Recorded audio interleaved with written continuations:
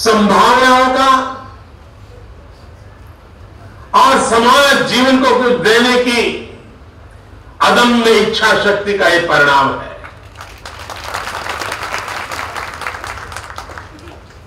पचास साल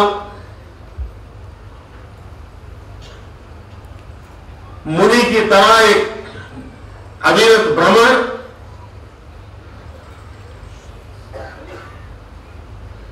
और सामान्य रूप से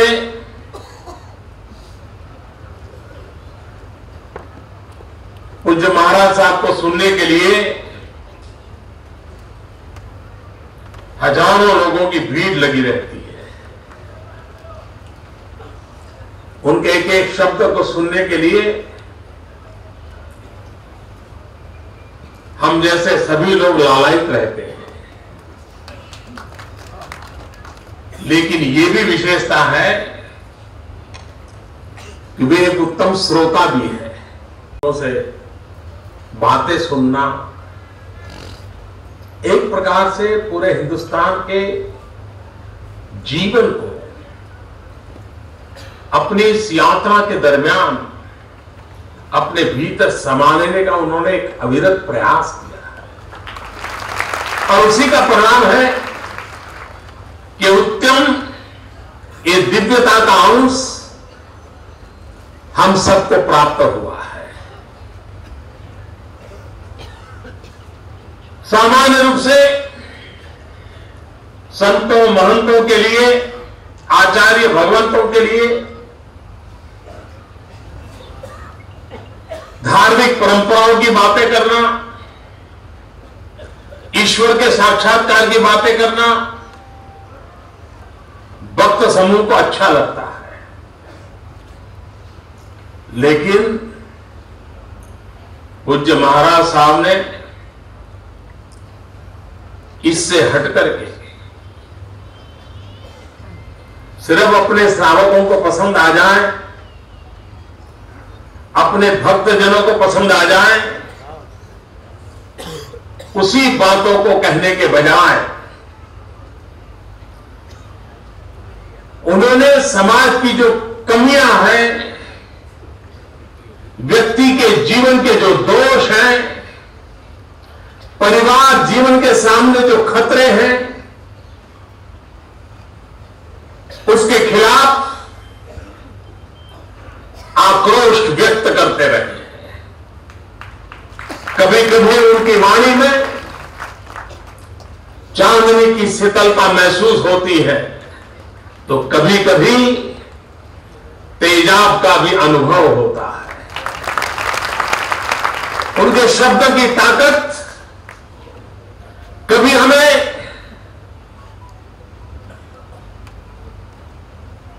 दुविधापूर्ण मन हो,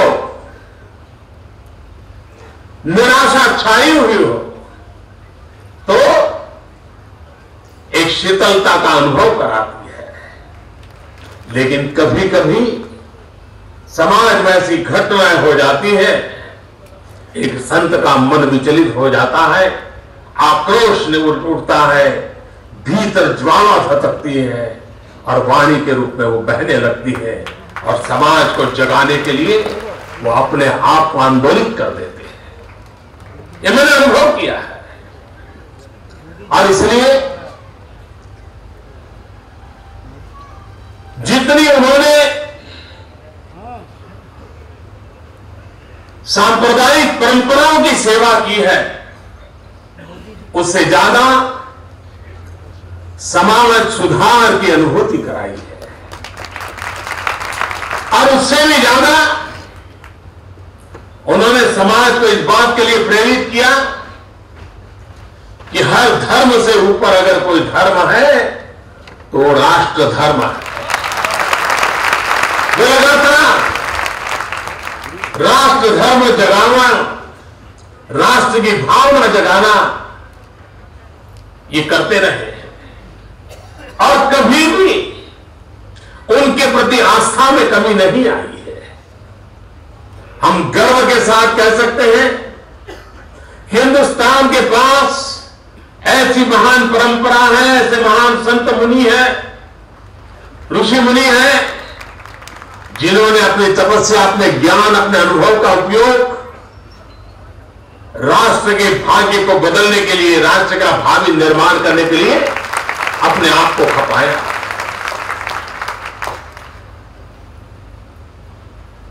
हम लोग हैं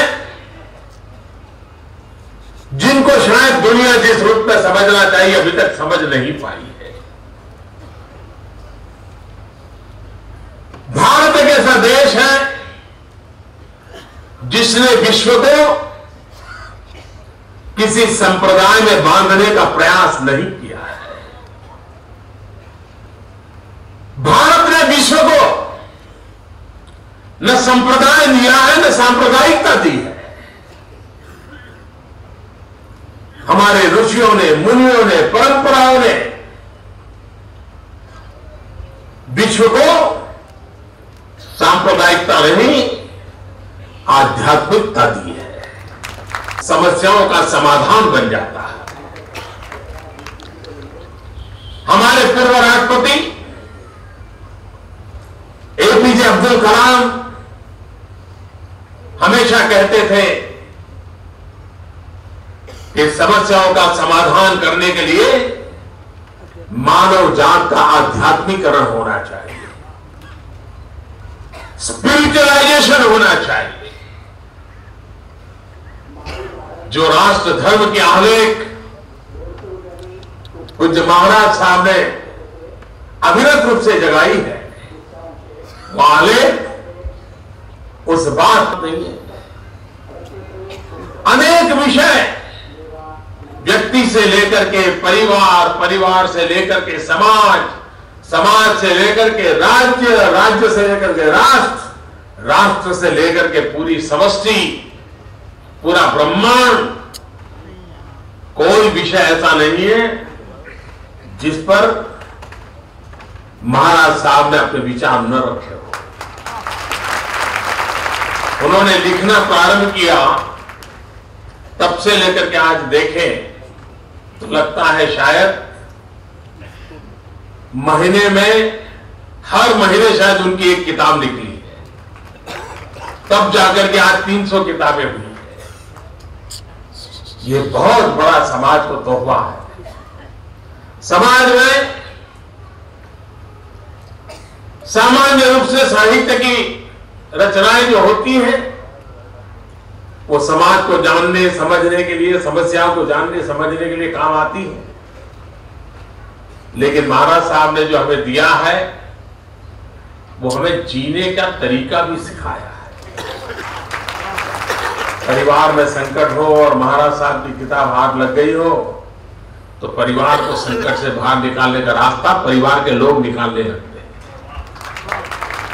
बेटा घर में कुछ गलत रास्ते पर चला हो, माँ बाप के लिए कुछ अलग ढंग से सोचने लगा हो, और कहीं महाराज साहब का एक आध वाक्य पढ़ने को मिल गया तो उसने अपने जीवन की राह बदल दी हो और फिर से माँ बाप के साथ पास जाकर के समर्पित हो, बहुत सारा धन कमाया हो, लेकिन महाराज साहब की एक बात सुनी हो तो उसका मन बदल जाता है और उसको लगता है कि मैं अब आगे अपना धन समाज सेवा में समर्पित करूंगा, कोई समाज सेवा का काम करूंगा, किसी दुखियारे की मदद करने का प्रयास करूंगा।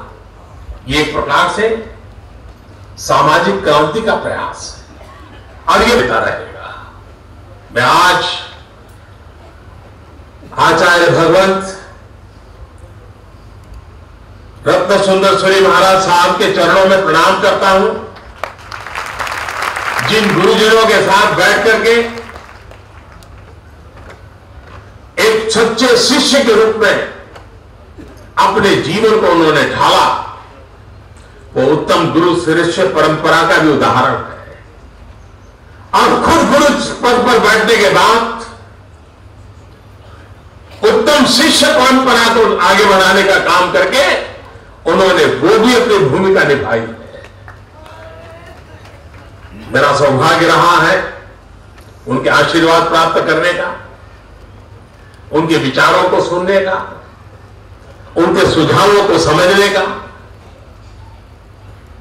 आज मेरा सौभाग्य है कि उनके ये 300वें ग्रंथ के लोकार्पण का मुझे अवसर मिला है और ये भी भाव भक्ति का ही उनका एक प्रयास है। मां भारती के लिए कैसे कुछ करें, हमारा देश गरीबी से मुक्त कैसे हो, 125 करोड़ देशवासी स्वच्छ भारत के सपने को कैसे पूर्ण करें, 35 साल से कम उम्र के करोड़ों करोड़ों लोग, ऐसे हमारे नौजवान भारत के भाग्य को बदलने के लिए एक बहुत बड़ी शक्ति कैसे बने, इन सपनों को साकार करने के लिए हम सब मिलकर के एक अविरत प्रयास करते रहे। मैं आज के इस शुभ अवसर पर इस भव्य आयोजन के लिए समिति को बधाई देता हूं, पूज्य महाराज साहब को प्रणाम करता हूं,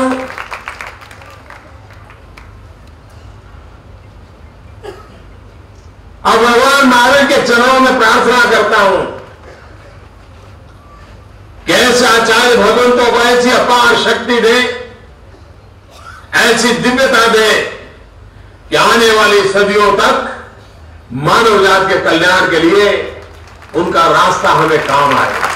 मैं फिर एक बार आप सबको प्रणाम करता हूं, पूज्य महाराज साहब को प्रणाम करता हूं। बहुत बहुत धन्यवाद।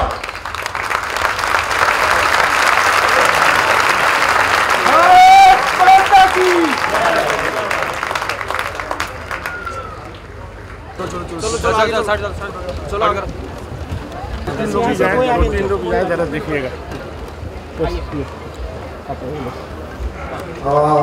बहुत ही आनंद के समाचार है। महाराष्ट्र राज्य के गुरुदेव को यहाँ 300वीं पुस्तक के लोकार्पण पर बधाई देने आई है और महाराष्ट्र के भाजपा एकम के प्रेसिडेंट आशीष सेलार के घर से उनकी श्रीमती जी एडवोकेट प्रतिमा आशीष सेलार जी गुरुदेव को बधाई देने आई है। साहित्य सत्कार समारोह समिति इनका हार्दिक स्वागत करती है, गुरुदेव से वो आशीर्वाद दे रहे हैं।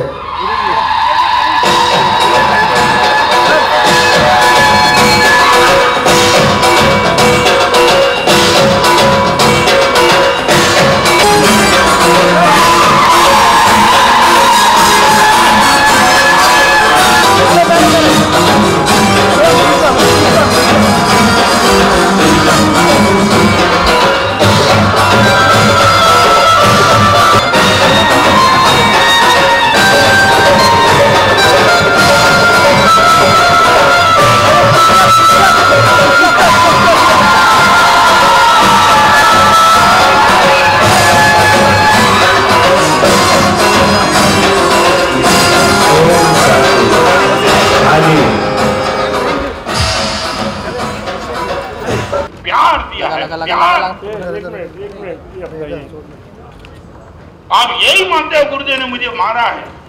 लगा नहीं दशा फॉरवर्ड सोसाइटी के छात्रों ने रात को 2 बजे उल्टी हुई वॉमिट।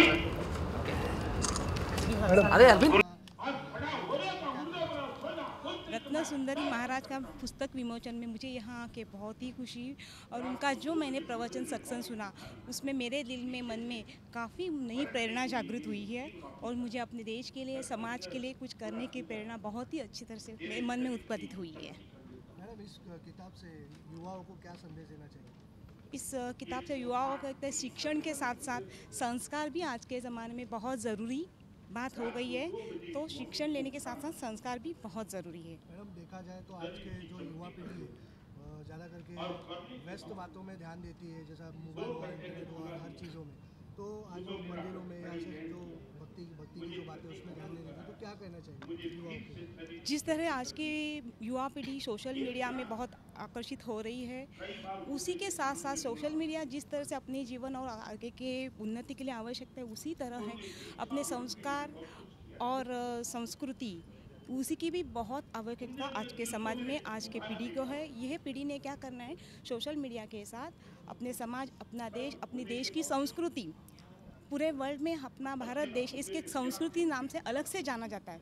उस संस्कृति को हम लोग ने जपना चाहिए, उसकी संस्कृति को आगे बढ़ाना चाहिए। और जो भारत देश का नाम संस्कृति के लिए ज़्यादा प्रचलित है पूरे वर्ल्ड में, उसी को हमें आगे बढ़ाना है और वैसे क्वालिटी वही रखनी है हमें।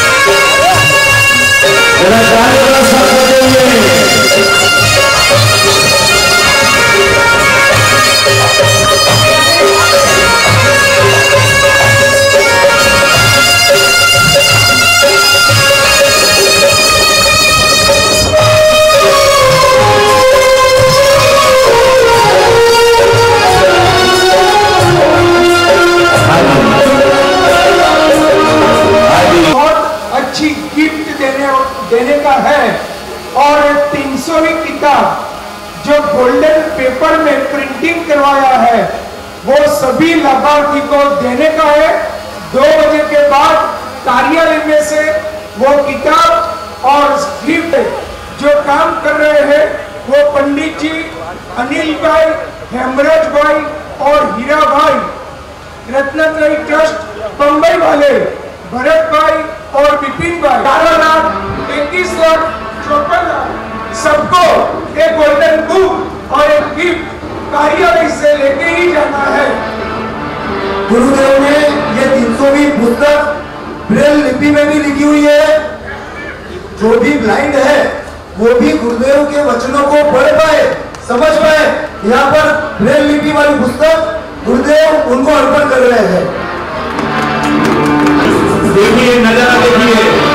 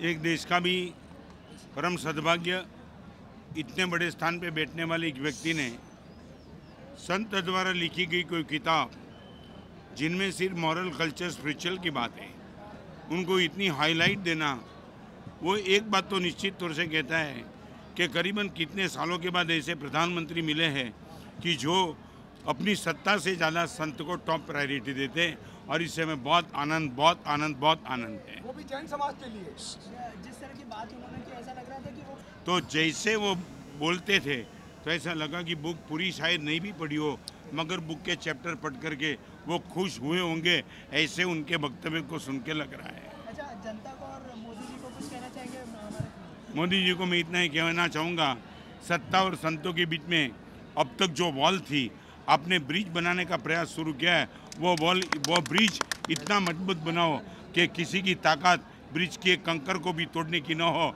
और संत और सत्ता दोनों मिल करके हिंदुस्तान को पूरी दुनिया में टॉप पे ले जाए।